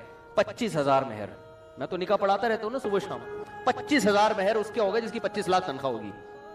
سکہ رائج الوقت بھی لکھا ہوا ہوتا ہے آگے سے، کہیں ایسا نہ ہو روپے سے کوئی اور ملک کی کرنسی مراد لے جائے. سکہ وہ والے 25,000 جو مارکیٹ میں چل رہے ہیں جس سے 6 درجن انڈے آ سکتے ہیں یا تھوڑا زیادہ کر لیں آپ. اور لڑکی والوں کا بیڑا غرق ہو رہا ہے کہ نہیں، وہ شادی دفتر کی فیس بھی ان کی الگ اور پھر جہیز بھی الگ، اور جو بھی اب تو لڑکیاں جاب کر کر کے بھی میاؤں کو کھلا رہی ہیں. تو خیر، تو یہ بھی جو بارات کا کھانا ہے نا، اس کو بھی حوصلہ شکنی کریں، اس کی کوئی تک نہیں بنتا. باپ اس دن غمزدہ ہوتا ہے، بیٹی گھر سے رخصت ہو کے جا رہی ہوتی ہے. ہاں باپ خوش ہو رہا ہے کہ چلو جان چھوٹ رہی ہے، وہ ایک الگ بات ہے، لیکن وہ بچی کے مستقبل کے لیے رخصت تو کر رہا ہوتا ہے، لیکن ان کے گھر سے ایک ان کے جگر کا ٹکڑا رخصت ہو رہا، وہ خوش نہیں ہوتے اس دن. تو اس لیے وہ ولیمہ میں اگلے دن جا کے کھائیں اسی کے گھر جا کے. یہاں نہ، یہاں کچھ نہیں کرو، یہاں بس نکاح ہوا، اپنی امانت ہے بھائی. جیسے وہاں وزیرستان وغیرہ میں ایسا ہی ہوتا ہے، نکاح ہو گیا تمہاری امانت ہے بھائی، لاؤ ماں کو لے کر آؤ، بہن کو لے کر آؤ، رخصت کر کے گھر لے جاؤ. فائرنگ بھی تم ہی کرو گے، پٹاخے بھی تم ہی پھوڑو گے، ٹھیک ہے نا. فائرنگ بھی کرو، پٹاخے بھی پھوڑو، جو بھی کرنا ہے. اگلے دن ولیمہ بھی تمہارے گھر ہوگا. آ رہے ہیں ہم لوگ بھی، وہیں پہنچ جائیں گے، آپ کے مہمان ہیں، ہم آ جائیں گے کھانے کے. تو یہ بالکل ہی الٹی کہانی چل رہی ہے، کچھ کھوپڑی میں آنے والی نہیں ہے. خیر، تو جو میں عرض کر رہا تھا کہ اللہ نے قرآن میں کیا فرمایا کہ پچھلی امتوں نے نافرمانی کس کی رسول کی، جس کی وجہ سے اللہ نے ان امتوں کو تباہ کر دیا. تو میں یہ عرض کر رہا تھا کہ رسول کی نافرمانی کا مطلب کیا ہے. اگر آپ مذہب کو نہیں مانتے تو آپ فیصلہ کس سے کرو گے؟ عقل سے. تو آپ کا حشر وہ ہوگا جو اس معاشرے کا ہو چکا ہے کہ یہ جو محرم رشتے ہیں ان کا بھی آپس میں ریلیشن، اور آپ عقل کی روشنی میں اس کو ناجائز نہیں کر سکتے. تو جو بڑے بڑے دنیا میں جرائم ہوں گے تو اللہ کی نظر میں رسول کی ویلیو بہت زیادہ ہے. ہمارے پڑھے لکھے لوگوں کی نظر میں رسول کی ویلیو زیادہ نہیں ہے. ملکی قوانین کی ہے، یونائٹڈ نیشن کی ہے اور آپ کے کلچر کی ہے، لیکن اللہ اور اس کے رسول کو اپنی اپنی ڈکشنری سے نکال دیا. تو دیکھو بالآخر آپ نے آنا اسلام ہی کی طرف ہے. اسلام کے علاوہ کسی کے پاس اللہ کی قسم نہ دنیا میں نجات کا راستہ ہے اور نہ آخرت. رہا مسئلہ جو اسلام پہ اعتراضات کیے جاتے ہیں نا، آپ کسی عقل مند سے پوچھو وہ بتائے گا یہ اسلام کا اعتراض نہیں، اسلام کا حسن ہے جس کو آپ کو اعتراض بنا کے بتایا جا رہا ہے. کتنے الٹے اعتراض. میں نے بتایا تھا نا کہ حضرت ابو ذر غفاری رضی اللہ تعالیٰ عنہ نے نبی صلی اللہ علیہ وسلم سے پوچھا کہ کیا مومن جنت میں جائے گا؟ آپ نے فرمایا ہاں مومن جنت میں جائے گا. انہوں نے فرمایا وَإِن زَنَا وَإِن سَرَقَ، یا رسول اللہ اگر وہ زنا کرتا ہے، چوری کرتا ہے، پھر بھی جائے گا؟ آپ نے فرمایا پھر بھی جائے گا. اس بات پہ بھی بہت سے لوگ اعتراض کرتے ہیں کہ دیکھو اسلام زنا اور چوری کو پروموٹ کر رہا ہے. تھوڑی سی تحقیق آپ کر لو نا کہ جن صحابی نے یہ سوال پوچھا اور نبی نے 3 دفعہ فرمایا کہ زنا چوری کرے پھر بھی جنت میں جائے گا، ان صحابی نے یہ سن کے زندگی میں ایک دفعہ بھی زنا نہیں کیا، نہ ایک دفعہ بھی چوری کی. بلکہ حضرت ابو ذر غفاری ایسے صوفی صحابی تھے، اتنا خواہشات نفسانیہ سے بچا کرتے تھے کہ حلال خواہش بھی آپ نے چھوڑ دی تھی. آپ کا یہ نظریہ تھا کہ پیسہ حلال رکھنا بھی جائز نہیں ہے، آپ کی یہ سوچ تھی. تو جو تقوی کے اس معیار پہ پہنچا ہوا صحابی ہے، حالانکہ اس حدیث کو سننے کے بعد تو آپ کو یہ سوچنا چاہیے تھا ہر چیز حلال ہو گئی نا. تقوی کے ایسے معیار پر تھے کہ آپ سمجھتے تھے کپڑے بھی پھٹے پرانے پہننے پڑیں گے آپ کو، یہ دنیا مسافر خانہ ہے، آپ کو حلال میں بھی قناعت کرنی پڑے گی. حضرت عمر رضی اللہ تعالیٰ عنہ نے آپ کی سوچ کی وجہ سے آپ کو مدینہ سے باہر نکال دیا تھا کہ آپ مدینہ میں نہیں رہ سکتے، کیونکہ سب لوگوں پر اعتراض کرتے تھے وہ کہ بھئی آپ نے اتنا اچھا لباس کیوں پہنا ہوا ہے، آپ نبی کا تو ایسا لباس نہیں تھا. یعنی تقوی کے ایسے معیار پر. تو آپ سمجھ سکتے ہیں کہ جس صحابی کو یہ بات بتائی جا رہی ہے وہ اس کا مفہوم کچھ اور لے رہے ہیں اور آپ اس کا مفہوم کچھ اور لے رہے ہیں. اگر اسلام اس طرح کی حدیثوں کے ذریعے چوری کو پروموٹ کرنا چاہتا تو ابو ذر غفاری رضی اللہ تعالیٰ عنہ معاذ اللہ وہ تو چوری کی طرف مائل ہوتے، وہ تو حلال کی طرف بھی مائل نہیں ہے. اس سے پتا چلتا ہے کہ اس حدیث کا وہ مفہوم نہیں ہے جو آپ توڑ موڑ کے پیش کر رہے ہو. اس کا وہی مفہوم ہے جو پوری امت مراد لیتی ہے کہ ایمان کی برکت سے سزا کھانے کے بعد بالآخر جنت میں چلا جائے گا، چوری کی سزا ملے گی. اسلام تو چوری کے اتنا خلاف ہے، اسلام کہہ رہے ہاتھ کاٹ دو، جبکہ آپ کیا کہہ رہے ہیں 2-4 تھپڑ لگا کے اس کو رخصت کر دو. تو جتنے اسلام پہ اعتراض کیے جا رہے ہیں آپ سرسری غور سے اگر آپ دیکھو تو آپ کو پتا چلے گا کہ یہ اسلام کا حسن ہے، یہ اعتراضات اسلام کے خلاف نہیں ہے.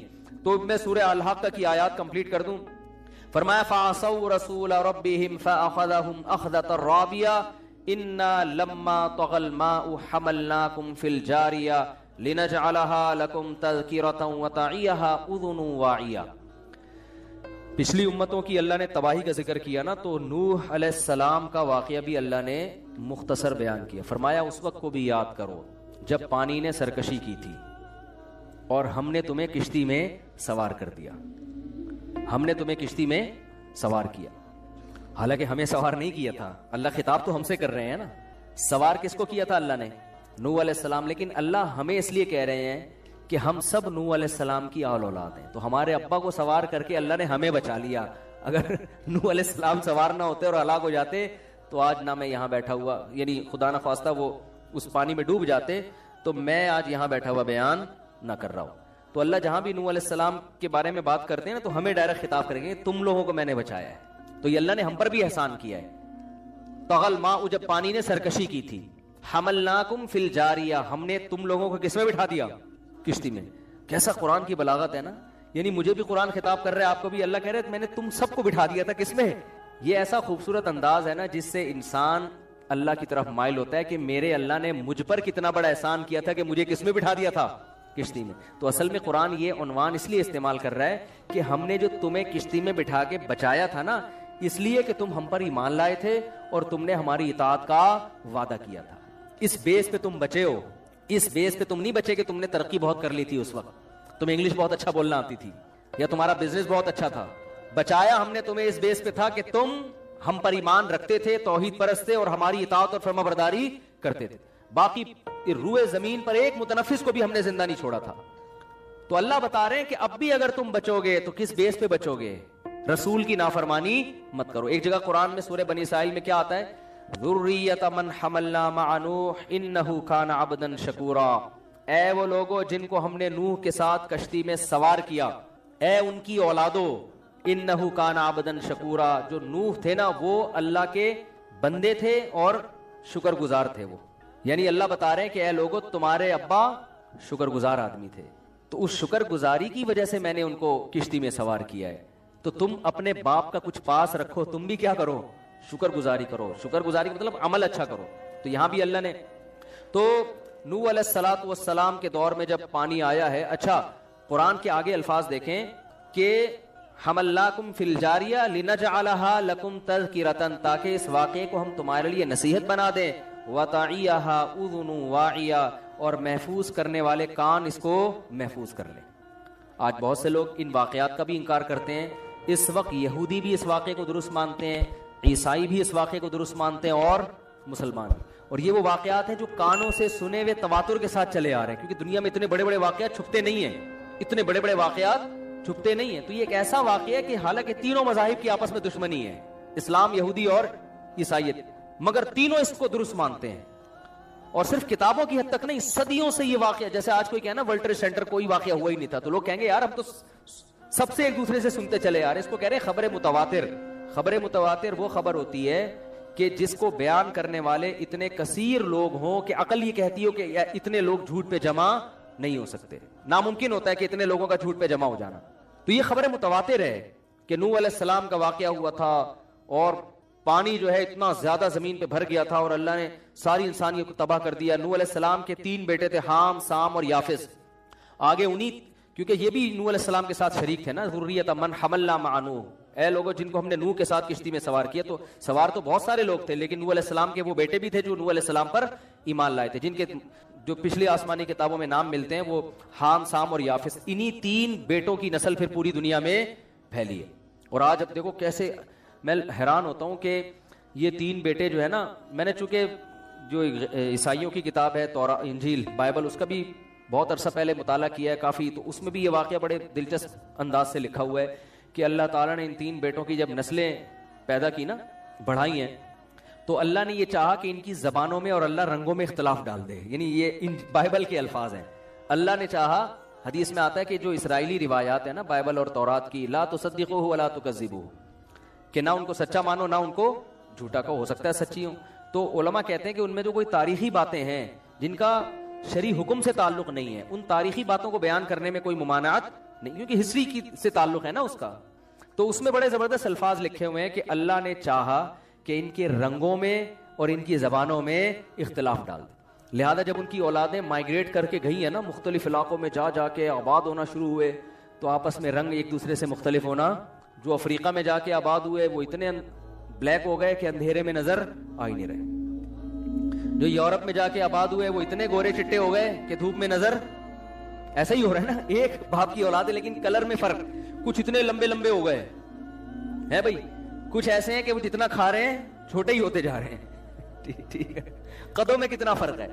ہمارے حضرت مفتی رشید احمد صاحب رحمہ اللہ تعالیٰ فرمایا کرتے تھے کہ بہت جو چھوٹے قد کے لوگ ہوتے ہیں نا, وہ فرماتے تھے مجھے ایسا لگتا ہے ملائکہ ہے نا, قرآن میں ملائکہ کا لفظ, تو 2 ڈنڈیوں کے بیچ میں حمزہ نہیں ہوتا چھوٹا سا, تو کہتے ہیں جب یہ کرسی پہ بیٹھے ہوئے ہوتے ہیں تو ایسا لگتا ہے کہ 2 ملائکہ کا لفظ ہے, اس کے بیچ میں حمزہ, کہ دونوں طرف وہ کرسی ہے اور بیچ میں, تو وہی ملائکہ کا لفظ بن جاتا ہے. تو کوئی اتنا چھوٹا, کوئی اتنا بڑا, کوئی ایسا کالا, کوئی ایسا سفید. زبانوں میں اختلاف کیسا ہے, حالانکہ ایک ہی زبان تھی, لیکن وہ چینج ہوتے ہوتے ہوتے ہوتے ہوتے اتنی تبدیلیاں آئی ہیں. کوئی انگلش بن گئی, عربی بن گئی, پشتو بن گئی, فارسی بن گئی. آپ دوسری زبان کا وہ